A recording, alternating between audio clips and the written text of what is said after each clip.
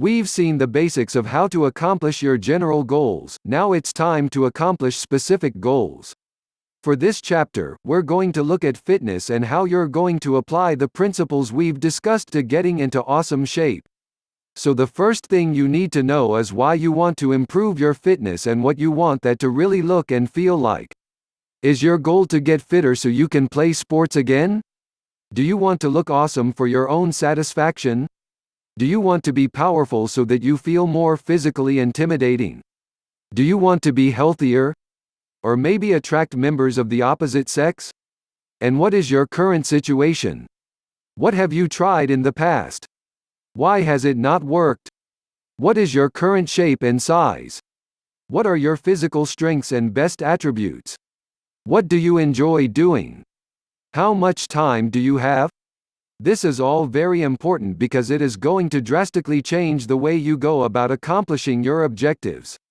For example, if you are a man and your goal is to be more physically intimidating, then you might decide that it makes the most sense to bulk. This means adding the most mass possible in the shortest amount of time, in order to become a tank. It involves eating a ton of calories and even more protein, resting a lot and lifting heavy weights. On the other hand, if you want to become toned and lean to attract women, then you are going to want to eat less and get more aerobic exercise such as walking, running, skipping, etc. You also need to think about the exercise that you enjoy doing, the exercise that is practical to work into your routine, any physical limitations such as illnesses or joint problems, etc.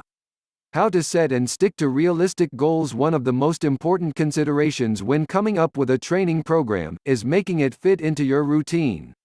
Think about when you have time free, how your energy levels are at different points during the day, and what you can do to capitalize on the moments in your routine that are free for training, etc. Fitting it in. One of the best ways to lose weight, for example, is to walk more. Walking is ideal because it burns a good number of calories without exhausting you, or making you sweaty. That means you can conveniently fit it into your routine and do it regularly without it becoming unfeasible. And most of us can easily fit more walking into our routine. For example, you might find that you can use your lunch break at work to go on a long walk. If you have 60 minutes at lunch, you can eat for 10 minutes and spend the other 50 walking. It's best to walk at the end of the 60 minutes. A 50-minute walk each day should easily be enough to hit your 10,000 step goal, which is around 5 miles, and should lead to an additional 3,000 calories roughly burned each week. That's the amount of calories you normally burn in a day. More importantly, it will build your fitness significantly, give you more sunlight and fresh air, etc. So forget trying to do intense HIIT workouts 5 times a week that leave you exhausted. Just go for a nice walk that will conveniently fit into your routine. Likewise, you can fit a walk in by getting off the bus early, by walking home from work, etc. The same goes for diet. I always advise clients to stick to a rigid diet only in the morning and at lunch. Why? Because most of us will want to make our evenings a time to enjoy a fun meal with our partners. Or we want to go out with friends and enjoy pudding. Conversely, breakfast and lunch tend to be more functional, eaten alone and in a hurry. That means you can much more easily reduce your calories or your carbs at this time during the day and then cut loose in the evening. Think about ways you can make this more convenient for you too. If you pass a shop that sells protein shakes in bottles each morning, then maybe switch your morning coffee for a morning protein shake.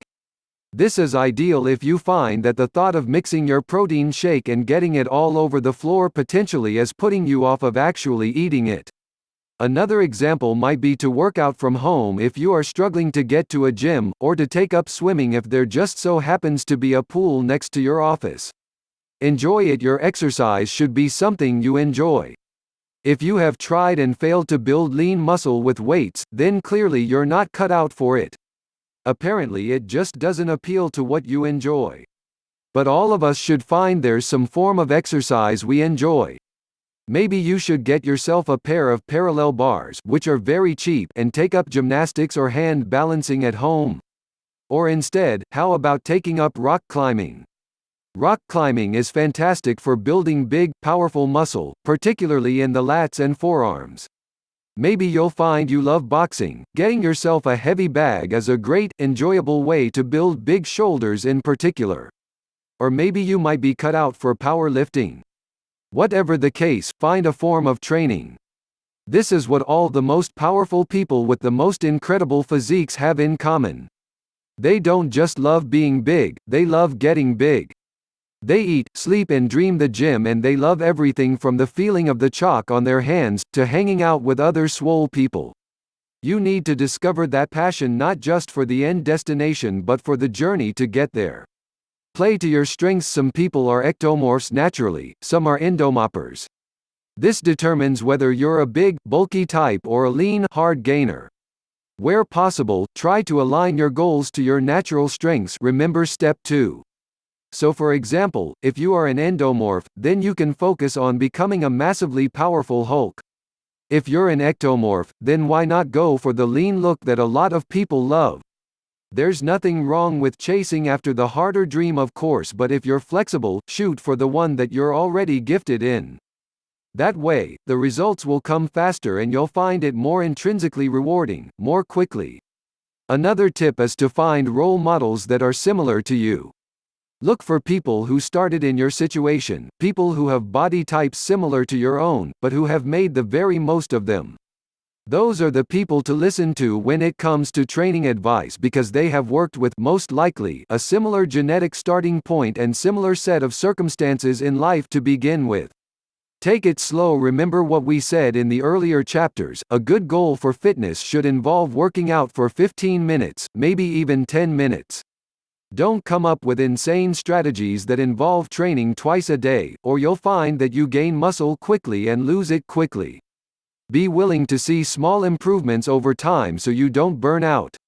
Conversely though, don't take it so slow as to not see results. The objective here is to use the MED, or minimum effective dose. That means you're committing just enough time to actually see progress, so that you can start to assess and judge your strategy and so that you can improve it over time. Don't do more, don't do less. By doing all of this, you should have come up with a training program that is effective for you specifically and for your lifestyle and genetics.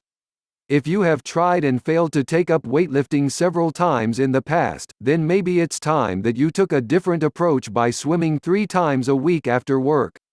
Or by getting a heavy bag and punching that for 40 minutes a few times a week. Maybe you just do 15 minutes of press-ups before bed. Whatever the case, start doing something right away and then experiment to find what works for you.